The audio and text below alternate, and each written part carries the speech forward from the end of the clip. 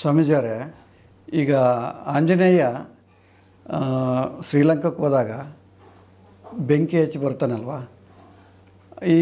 ಆ ಸಂದರ್ಭದಲ್ಲಿ ರಾವಣ, ಕುಂಭಕರ್ಣ, ಇಂದ್ರಜಿತ್ ಇವರೆಲ್ಲ ಮಹಾನ್ ವ್ಯಕ್ತಿಗಳೆಲ್ಲ ವಿದ್ಯೆ ಕಲ್ತವ್ರು ಇರ್ತಾರೆ. ಅಂಥವ್ರ ಕೈಲೂ ಕೂಡ ಆ ಒಂದು ಬೆಂಕಿಯನ್ನು ಆರಿಸೋಕ್ಕಾಗೋದಿಲ್ಲ. ಅದಕ್ಕೆ ಏನು ಕಾರಣ? ಹೌದು, ಅದು ಏನು ಕಾರಣ ಅಂತಂದ್ರೆ ಇದು ರಾಮಾಯಣದಾಗ ಬರ್ತತೆ. ಹನುಮಂತಾಗ ಏನೋ ಬಾಲಕ್ಕೆ ಬೆಂಕಿ ಹಚ್ಚಿ ಲೈಕ್ ಅದನ್ನ ಬಿಟ್ಟಾಗ ಅದಕ್ಕೆಲ್ಲ ಲಂಕಾ ಏನಿತ್ತು ಅದು ಕೊಷ್ಟಕ್ಕೂ ಬೆಂಕಿ ಹಾಕ್ತಾನೆ. ಸ್ವರ್ಣ ಲಂಕೆಗೆ ಬೆಂಕಿ ಹಾಕ್ತಾನೆ. ಬೆಂಕಿ ಹಚ್ಚಿದ್ರೂ ಸಹಿತ ಅದು ಬೆಂಕಿ ಎಲ್ಲ ಕಡೆ ಹಚ್ಕೊಂಡು ಉರಿಯಾಕತ್ತ. ಉರಿಯಾಕತ್ತಾಗ ಏನಾಕೈತೆ ಅಂದ್ರೆ ಲಂಕಾ ನಗರ ಅನ್ನುವಂಥ ಪೂರ ಸುಟ್ಟು ಬೂದಿ ಆಗೋ ಸ್ಥಿತಿಗೆ ಬರುತ್ತೆ.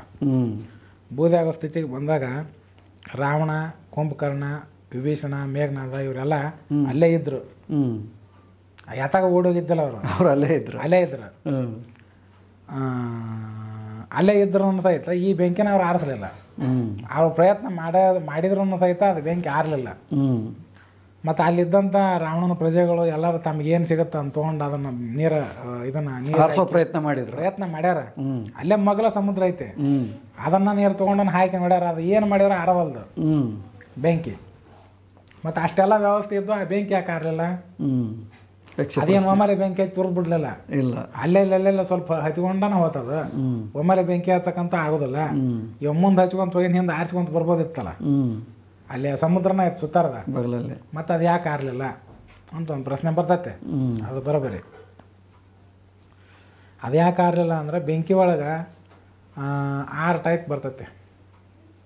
ಬೆಂಕಿ ಒಳಗೆ 6 ಟೈಪು. ನೀರಿನಿಂದ 6 ಬೆಂಕಿ ಬೇರೆ, ನೀರಿನಿಂದ ಆರದೇ ಇರೋ ಬೆಂಕಿನೂ ಅದಾವು. ನೀರಿನಿಂದನೂ ಕೆಲವು ಆರ್ತಾವೆ, ನೀರಿನಿಂದ ಕೆಲವೊಂದಿಷ್ಟು ನೀರು ಹಾಕಿದ್ರೆ ಹೆಚ್ಚಾಕೈತೆ, ಆರೋಲ್ಲವು.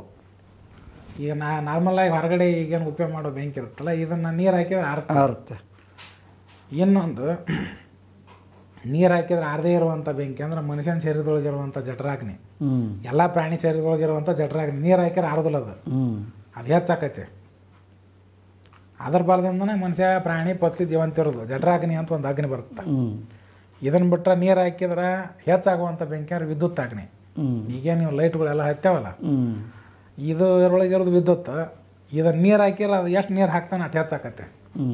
ಎಲ್ಲ ನೆಲ ಗಾಡಿ ಪಾಡಿ ತೊಗೊಳತ್ತಿಲ್ಲ, ಹೆಚ್ಚಾಗತ್ತೆ. ಅದಕ್ಕೆ ಯಾರು ಹೊಕ್ಕಾರ ಅವ್ರನ್ನೂ ತೊಗೊಳತ್ತದ.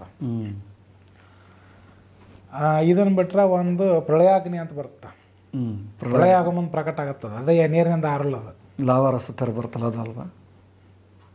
ಪ್ರಳಯ ಆಗೋ ಮುಂದೆ ಪ್ರಕಟ ಆಗತ್ತದ ಭಗವಂತನ ಒಂದು ಇಚ್ಛೆ ಮೇಲೆ. ಲಾವ ಅಂತಲೇ ಇರ್ಬೋದು. ಮುಂದೆ ಇನ್ನೊಂದು ಬರುತ್ತೆ, ವಡವಾಮುಖಿ ಅಂತ ಒಂದು ಅಗ್ನಿ ಬರುತ್ತೆ, ಸಮುದ್ರದಾಗಿರುತ್ತದ. ಅದು ಎಂದೂ ಆರೋದಿಲ್ಲ. ಆ ಅಗ್ನಿ ಹೊರಗೆ ಬಂತಾರೆ ಏನೂ ಉಳಿಯೋದಿಲ್ಲ.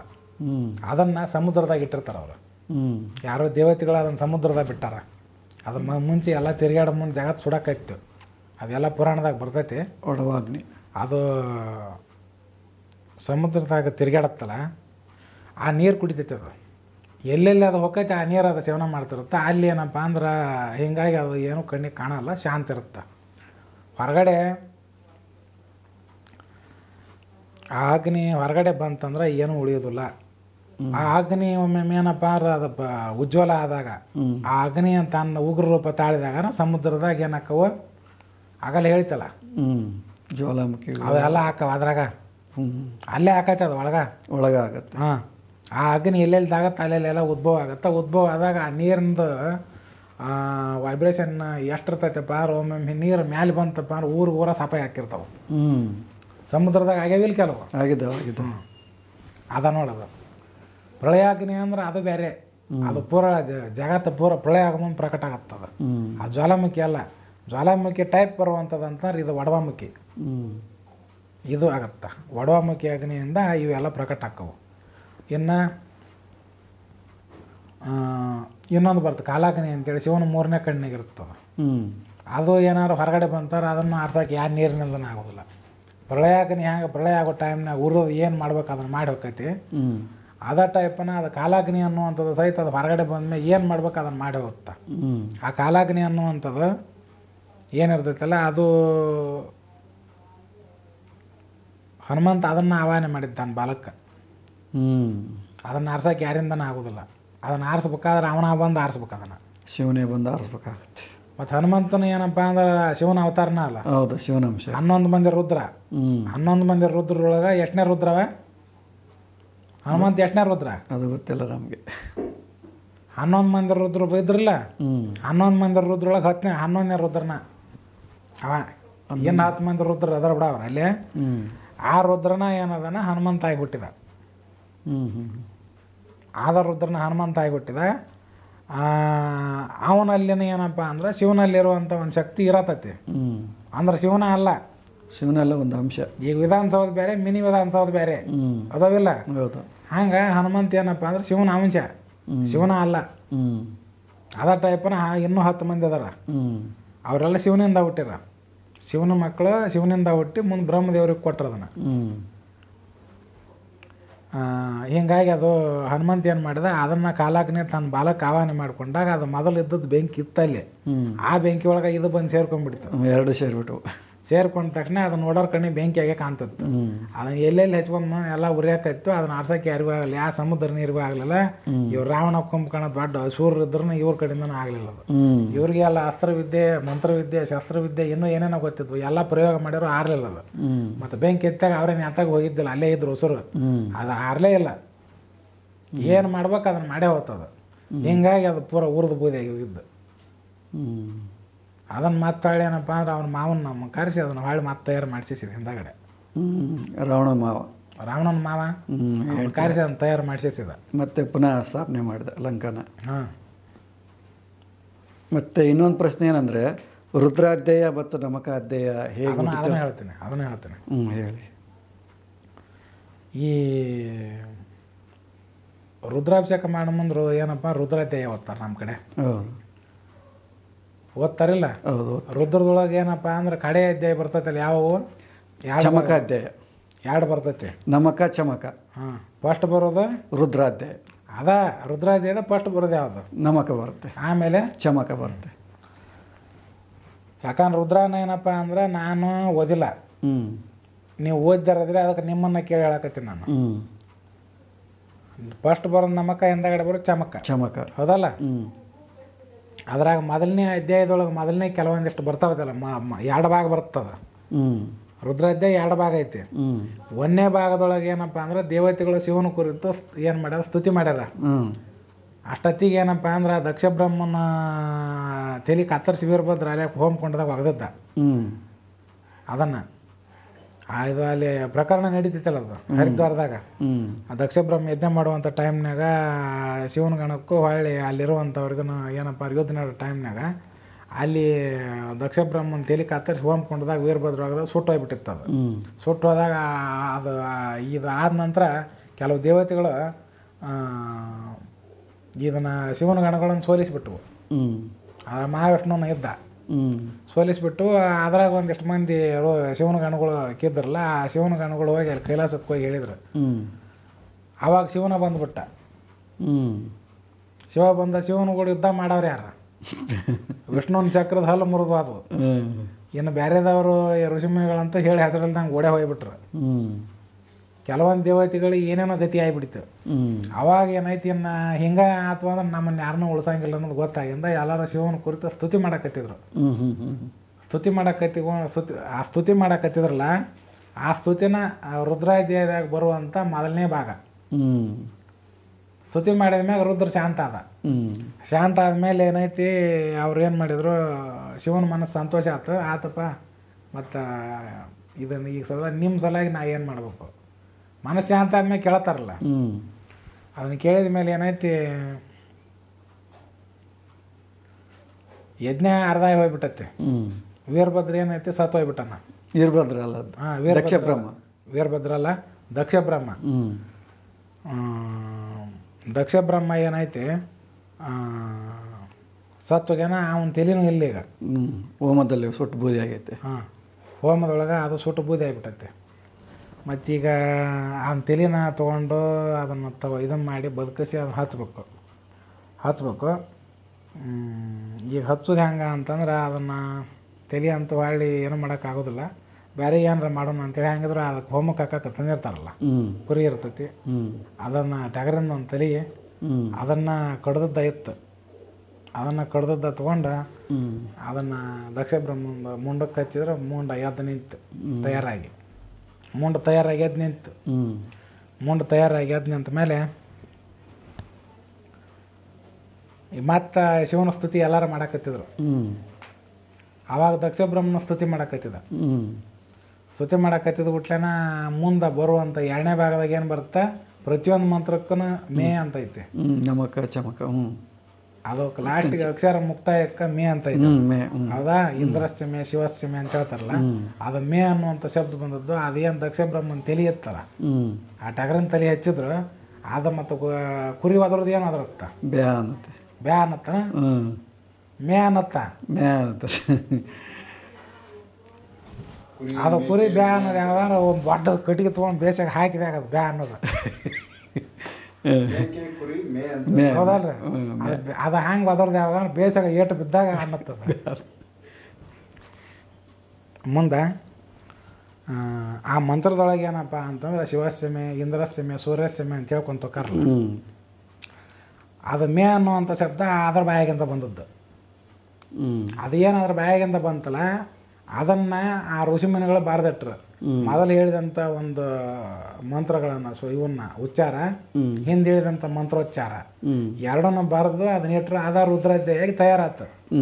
ಅದನ್ನು ಹೇಳಿದಾಗ ಶಿವ ಶಾಂತಕ್ಕನ ಅಂತೇಳಿ ಎಲ್ಲರೂ ತಿಳ್ಕೊಂಡ್ರಾಕ ಅದು ಹಂಗೆ ಆತು.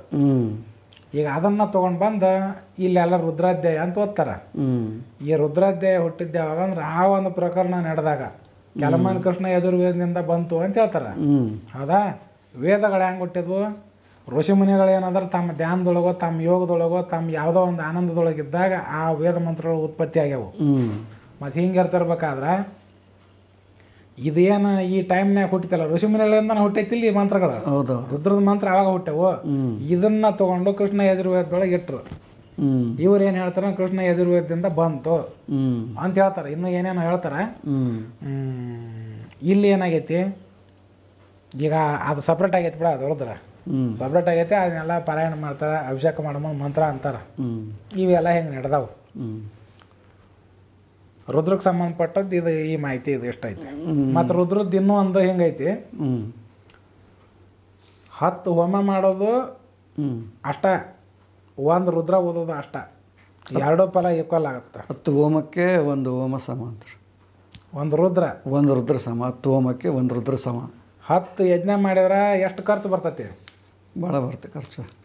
ಮತ್ತು 1 ಯಜ್ಞ ಮಾಡಿದ್ರೆ ಎಷ್ಟು ಖರ್ಚು ಬರುತ್ತೆ? ಕಡಿಮೆ ಬರುತ್ತೆ. 10,000, 20,000, 30,000 ತನಕ ಬರ್ತೈತಿಲ್ಲ ಒಂದು ಯಜ್ಞಕ್ಕೆ. ಒಂದು ಯಜ್ಞಕ್ಕೆ 45,000 ತೊಗೊಂತಾರೆ. ಮತ್ತೇನು 10 ಯಜ್ಞ ಮಾಡಿದ್ರೆ ಅದನ್ನ ಕೇಳೋದು ಬೇಡ. ಹಂಗೆ 10 ಯಜ್ಞ ಮಾಡೋದು ಅಷ್ಟ, ಒಂದು ರುದ್ರ ಇದನ್ನ ಮಾಡೋದು, ಒಂದು ರುದ್ರ ಓದೋದು ಅಷ್ಟ. ಹಿಂಗಂತ ಶಾಸ್ತ್ರ ಪುರಾಣ ಹೇಳ್ತಾವ. ಹಿಂಗಂತೇಳಿ ಪುರಾಣದಾಗ ಶಾಸ್ತ್ರದಾಗ ಐತಿದ. ರುದ್ರ ಓದ್ಬೇಕಾದ್ರೆ ಎಷ್ಟು ಖರ್ಚು ಬರ್ತೈತಿ? ಒಂದು 3,000 ರಿಂದ 4,000 ಒಂದು ರುದ್ರ ಮುಗಿಬೇಕಾದ್ರೆ. ಮತ್ತು ಒಂದು ರುದ್ರ ಓದಿಸೋದು ಒಳ್ಳೇದು, ಏನು 10 ಹೋಮ ಮಾಡಿಸೋದು ಒಳ್ಳೇದು. 10 ಹೋಮ ಮಾಡಿಸಿದ್ರೆ ಲಕ್ಷಾನುಗಟ್ಲೆ ಖರ್ಚು ಬರ್ತೈತಿ. ಅದನ್ನು ಮಾಡೋಕ್ಕೆ ಎಲ್ಲ ವ್ಯವಸ್ಥೆ ಬೇಕು.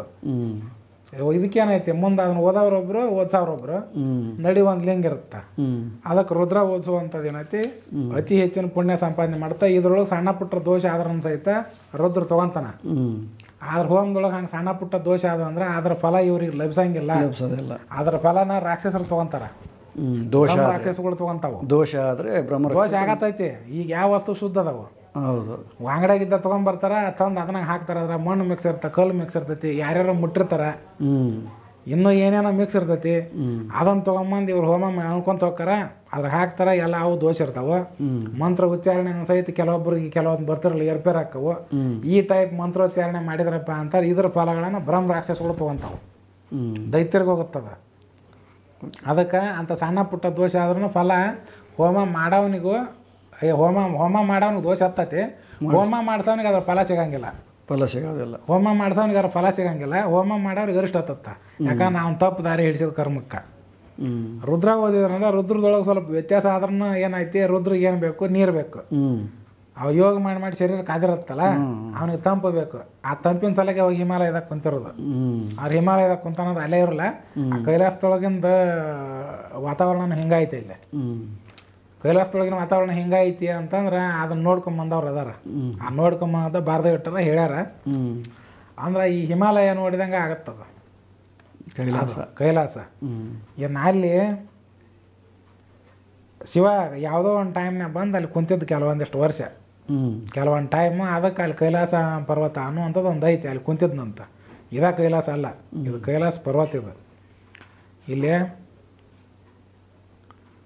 ನಾನು ಇಲ್ಲೇ ಹೇಳಕತ್ತಿದ್ದೆ ಓದ್ತದ ಅಲ್ಲ, ಶಿವ ಕೈಲಾಸದಲ್ಲಿ ಕುಂತಿದ್ದ ಅದು ಮುಗ್ದತ್ತೆ. ಅಂದರೆ ಶಿವ ಯೋಗ ಮಾಡಿರ್ತಾನಲ್ಲ ಅದಕ್ಕೋಸ್ಕರ ಮುಗ್ದತ್ತೆ. ಆಯ್ತು ಬಿಡಿ, ಮತ್ತೆ ಈ ವಿಚಾರ ಇಲ್ಲಿ ಇಲ್ಲ ಮುಗ್ದಿಲ್ಲ.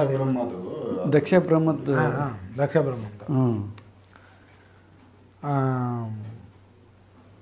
ಇದೇನು ಹೋಮದ್ದು ಹೇಳಕತ್ತಿದ್ನಲ್ಲನ, ಇದು ಎಲ್ಲಪ್ಪ ಅಂದ್ರೆ ಪಾಂಡವರು ಮತ್ತು ಧರ್ಮರಾಯ ಇವ್ರೇನು ಕೃಷ್ಣ ಇದ್ದ ಟೈಮ್ನಾಗ ಈ ಉಲ್ಲೇಖ ಐತೆ. ಹೋಮ ಮಂತ್ರಗಳನ್ನು ತಪ್ಪು ಉಚ್ಚಾರ ಮಾಡಿದ್ರೆ ಫಲಗಳನ್ನು ತೊಗೊಂಡೋಗಿ ಬ್ರಹ್ಮ ರಾಕ್ಷಸಗಳು ಅಲ್ಲೇ ಇರ್ತಾವೆ. ದೈತ್ರೇನಪ್ಪ ಫಲ ಒಯ್ಯಕ್ಕೆ ಅಲ್ಲೇ ಇರ್ತಾರ. ಇದನ್ನು ಧರ್ಮರಾಯಿಗೆ ಯಾರೋ ಒಬ್ರು ಹೇಳಕತ್ತಿರ್ತಾರೆ. ಯಾವ ಋಷಿ ಅದನ್ನೋ ನೆನಪಿಲ್ಲ ನಂಗೆ ಸರಿಯಾಗಿ. ಈ ಟೈಪ್ ಐತೆ ಅದು. ಅದಕ್ಕೆ ಹೋಮ ಮಾಡ್ಬೇಕಾದ್ರೆ ಭಾಳ ಎಚ್ಚರದಿಂದ ಮಾಡ್ಬೇಕು.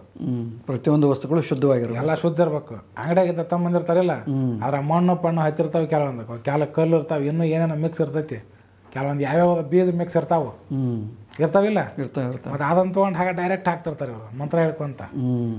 ಅದಕ್ಕೆ ಇದನ್ನೆಲ್ಲ ಮಾಡಿ ಕಷ್ಟಪಡೋದ್ ಬದ್ಲಿ ತೊಂದರೆ ಅನುಭವಿಸೋದ್ರ ಬದ್ಲಿ ರುದ್ರ ಓದಿಬಿಟ್ರೆ ಭಾಳ ಒಳ್ಳೇದಲ್ಲ. ರುದ್ರ ಓದಿಬಿಟ್ಟು ಪಂಚಾಮೃತ ಅಭಿಷೇಕ ಮಾಡಿಬಿಟ್ರೆ ಮುಗಿಯತ್ತ. ರುದ್ರ ಶಾಂತ ಆಗ್ಬಿಡ್ತಾನೆ. ರುದ್ರ ಶಾಂತ. ಇವ್ರಿಗೆ 10 ಹೋಮ ಮಾಡಿದ ಪುಣ್ಯನ ಸಿಕ್ಬಿಡುತ್ತ. ಅದಕ್ಕೆ ಇದನ್ನು ಮಾಡೋದು ಭಾಳ ಒಳ್ಳೆಯದು.